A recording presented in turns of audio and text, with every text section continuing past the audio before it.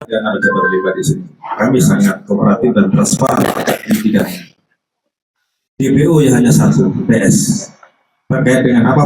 Karena semua saksi bersedia untuk hadir di persidangan, tidak lagi dibacakan keterangan di bawah sumpah, tapi kita berharap saksi-saksi kunci peristiwa ini mau hadir di persidangan sehingga tidak ada lagi asumsi bahwa ini saksi bikinan dan sebagainya. Semua saksi akan kita harapkan hadir di persidangan di bawah nanti perlindungan LPSK.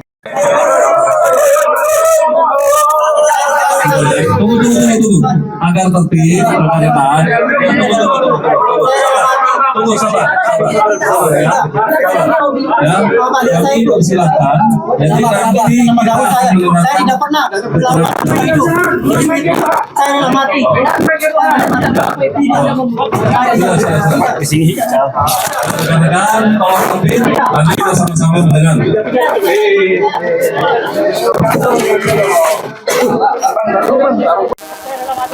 Saya tidak pernah bersalah. Keterangan yang tadi benar semua, Pak? Tidak, saya tidak ikutan geng apa-apa. Apakah Anda memperkosa? Tidak, sama sekali. Ini adalah fitnah. Kalian jadi saksi jika saya ada apa-apa. Saya rela mati, Pak. Usia Anda berapa? 28 sekarang. Foto sampai sini, Bu. Foto. Sudah, Ibu. Sudah, Ibu. Pegi, mungkin ada yang boleh sampaikan soal Tutup, keluar, Bu. Oke. Makan. Apa kendala dari pihak kepolisian untuk menemukan Peggy Setiawan mengingat kasusnya 8 tahun yang lalu dan baru dapat ditemukan saat ini, dan lalu seperti apa update untuk pengejaran kedua DPO lainnya, Pak? Terima kasih. Baik, terima kasih pertanyaan dari TV One. Terkait mungkin pertanyaan pertama nih, pertanyaan paling banyak kami terima, kenapa kok lama? Yang pertama bahwa pasca kejadian PS ini kemudian meninggalkan kampung halamannya, dia pergi ke Katapang sebagaimana tadi dijelaskan oleh Pak Kabid Humas. Di sana dia tinggal satu kos bersama ayah kandung dan ibu tirinya. Namun PS tidak mengenalkan diri sebagai anak kandung daripada ayahnya. Di sana dia mengaku sebagai keponakan, demikian juga bapaknya mengenalkan kepada pemilik kos bahwa PS adalah keponakannya. Hal ini dikuatkan dengan keterangan pemilik kos yang sudah kita minta keterangan. Demikian juga nama sudah diganti, bukan lagi PS tetapi menggunakan nama Robi. Yang kedua, kenapa kita sulit untuk menemukan ini, bahwa tidak ada satupun pelaku lain yang berani menerangkan bahwa PS itu ini orangnya. Padahal mereka tinggal di satu lingkungan, bahkan ada teman sekolah ataupun teman bermain. Jadi kenapa kesulitan kita selama ini seperti itu? Karena memang saksi yang berani menerangkan itu belum ada. Akhirnya kita ajak bicara para tersangka yang sudah vonis dari hati ke hati, mereka menerangkan bahwa PS adalah ini orangnya. Sehingga kami bermudah untuk melakukan pelacakan. Itu kira-kira. Yang kedua,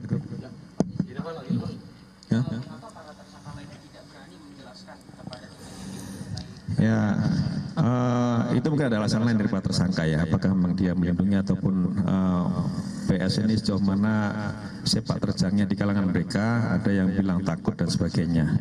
Jadi ketakutan dari mereka saja, tidak berani menerangkan PS ini orangnya. Sehingga itu mempersulit kita untuk melakukan pelacakan. Dan menurut keterangan dari kepala lingkungan atau RT di tempat tinggal di mana PS berada juga, manakala PS ini pulang ke rumah juga sering menggunakan masker sehingga berusaha mengelabui lingkungan. Nah, dia kemarin pergi dari Cirebon sekitar tanggal 15-an ke Bandung menggunakan masker juga sama menurut keterangan dari kepala lingkungan yang ada di Cirebon. Yang kedua apa tadi?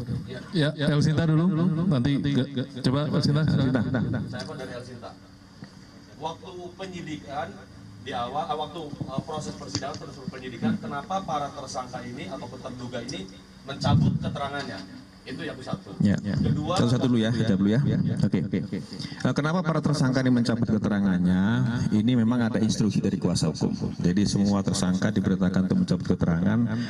Bahkan di persidangan terungkap bahwasanya kuasa hukum mendatangi salah satu saksi, ini terungkap di persidangan, untuk mengarang cerita.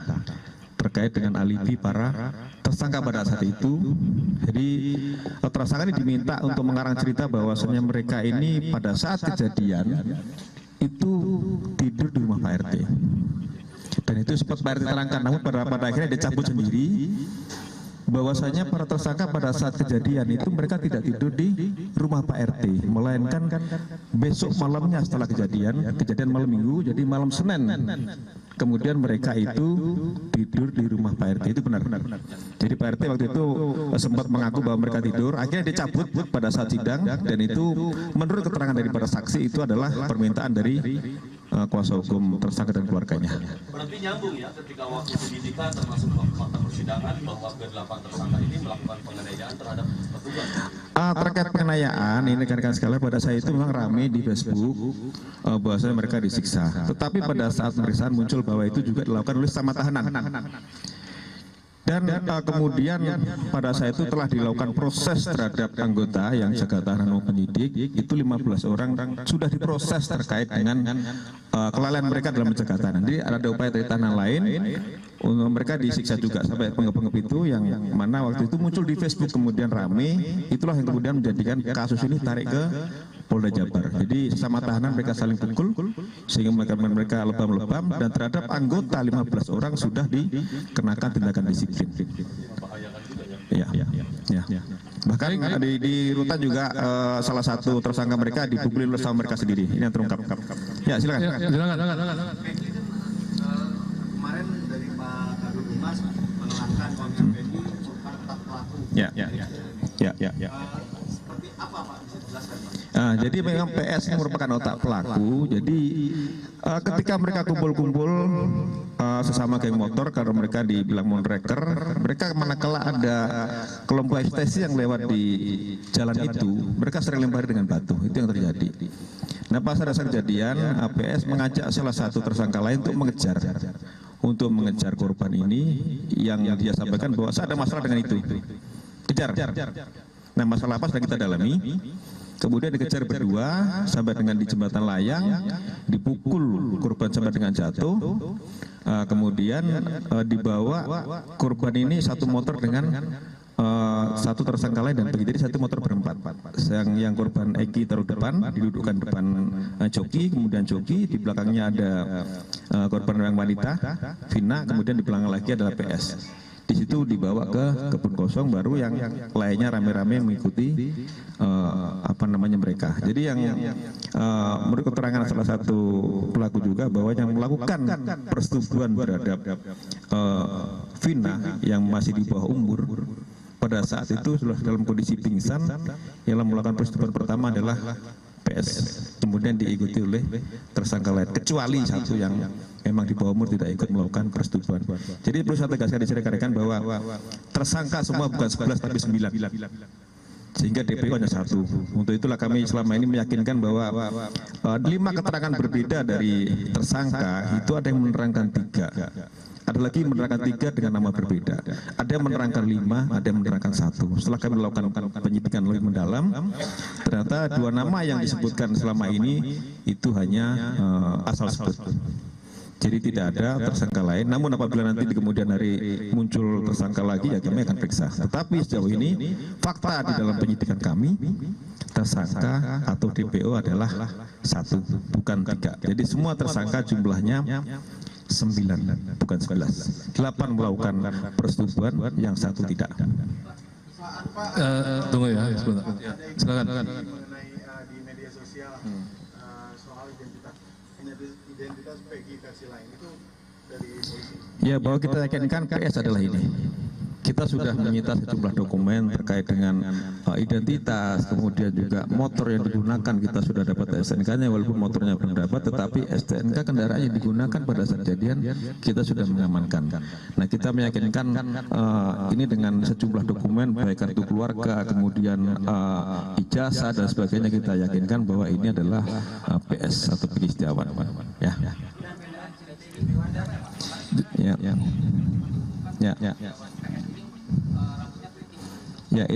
itulah namanya juga ciri-ciri kan, semua bisa menyebut ciri-ciri. Itulah kami kenapa tidak memasang foto, karena tadi itu keterangan berbeda-beda dari tersangka, maka kami tidak pasang foto, juga tidak berusaha membuat sketsa. Manakala nanti perbedaan sehingga masyarakat juga tidak berasumsi bahwa PS ini siapa sih. Kami yakinkan dulu, yakinkan bahwa PS ini dan bahwa DPO berapa? 1, bukan 2. DPO tidak ada, itu asal sebut nama pada saat. Ya, itu sudah kami dalami, ternyata yang 2 yang atas nama Dani dan Andi itu tidak ada. Jadi yang benar DPO 1 atas nama PS. Ya. Tunggu. Itu kita dalami dulu ya, terkait yang motor penciptaan. Nanti kita mau dalami saksi yang lain. Nah, sabar terkait hal itu. Tetapi pada saat PS menyampaikan kepada salah satu tersangka yang sekarang sudah menjadi narapidana, yang lain itu melempar. Tapi pada saat pengejaran hanya berdua. PS menyampaikan saya ada masalah dengan orang ini. Nah, tolong rekan-rekan ya, supaya tertib, tolong kita bergantian ya, karena mungkin masih banyak ini. Barangkali ada yang sebelum bertanya menyebutkan dulu dari media mana, sehingga kita kasih kesempatan untuk bergantian.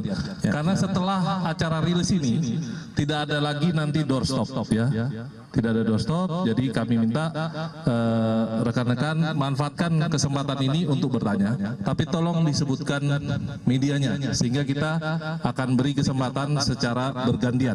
Silakan dari Mas Nur. Ya. Berarti yang terpidana yang kemarin itu sudah bermufakat untuk memberikan keterangan bohong